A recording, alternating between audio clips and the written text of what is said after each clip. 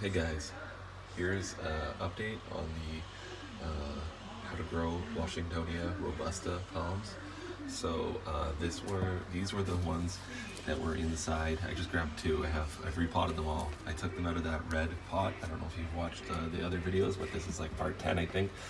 So the other 9 parts, all of these little palms were all crammed into one tiny little red pot, one community pot, like an old flower pot.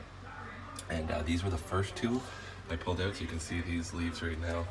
They're getting pretty giant. These were the first two, the most aggressive ones, and they were potted up sooner. So that just goes to show you that the exact same age, and I have a bunch. They're all like this. They're not bad, but look at how tiny the trunk is. Look at how tiny the leaves are. They're longer. They're leggier.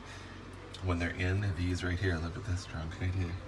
So they like to be potted in their own deeper pot quicker. So the more root space you can give them to grow. And I've been fertilizing all of them now. I've started the other times I waited till they were like a year old, but now when they're a brand new seedling, pretty much instantly I start with a little bit of fert, very little at first, when they're in their community pot, and then when they go onto their own, I sprinkle a decent amount, like a good pinch of palm fertilizer in with the soil here. And this is just a regular potting mix, like it's a Miracle Grow, so it even actually has a tiny bit of nutrients and stuff in it too. So this is how they're looking today. This is just another update. I have 40 or 50 of these pots now. I'm not going to bring them all out, but these were two. These aren't like the biggest two. They're not the worst two. They're just in medium. There's some that are smaller, some that are bigger. And that's growing them in the one smaller pot. These will be a lot better though once I can get them outside. I have very little. I had to bring a lot of my plants home from my greenhouse because it was too cold in there, and there was rats eating them. So I have no room right now, and I don't have enough light.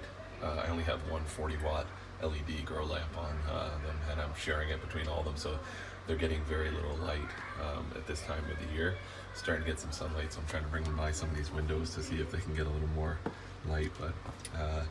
So yeah, I'm just waiting for spring to put some of these outside, and that's an update anyways. So keep watching. I'll keep you updated as the spring and summer goes on, and I'm sure these ones, especially these two that I took out first, are going to be huge.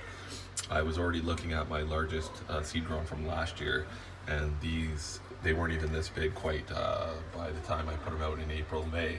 So the extra fertilizer has definitely helped, and these have had less sunlight than my other ones, and they're growing faster. So we'll see how it works anyways.